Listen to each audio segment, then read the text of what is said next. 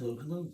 So today I wanted to walk you through how to do collisions inside of Unreal.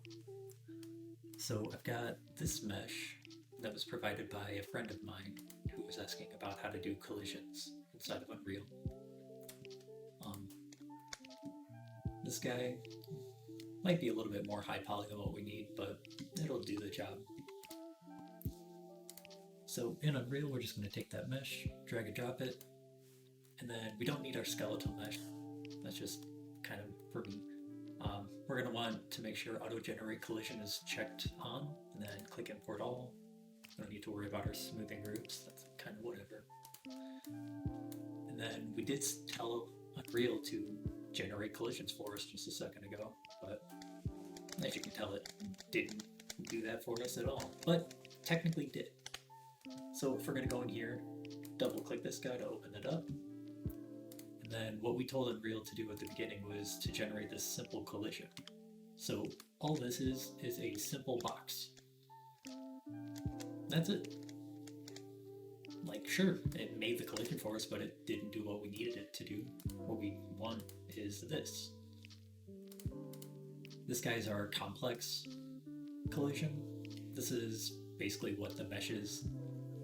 So how do we get this guy? Well, what Unreal is actually using is the simple collision. So how do we fix this? What we're going to do is go over here, remove the collision, save that out.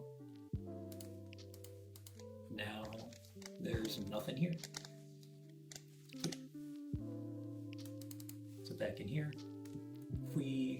more than likely you're not going to have this convex decomposition down here at the bottom, but if we go up here to the top, click auto convex collision, this guy will show up. And then if you just apply, that'll give you that bounding box that'll work out a lot better. Now, you could just do that, say you're done, especially if your mesh is this simple. However, we could take that a step further. So let's say you didn't want to do that, you wanted to use your own custom mesh.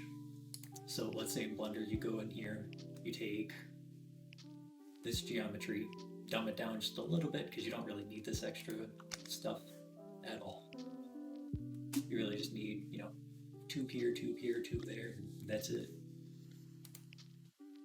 So inside of Unreal, what we can do is just use the same mesh as our simple collision. So how do we do that? So if we go over here to our details, scroll down a little bit to your collision section. I don't know why this is always checked, but it doesn't even do it.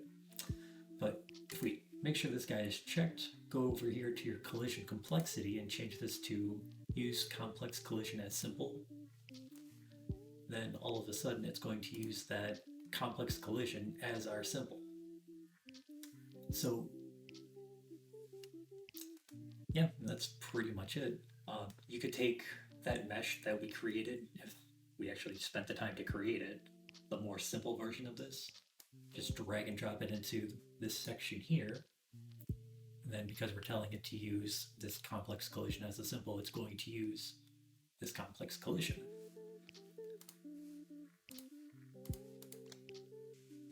Yeah, that's what you would do if you wanted to make your own collisions. Unreal does do a decent job with it, but the problem with the auto convex collision is it doesn't do that great of a job sometimes. Sometimes you need a little bit more control over your asset, and yeah, that's pretty much it.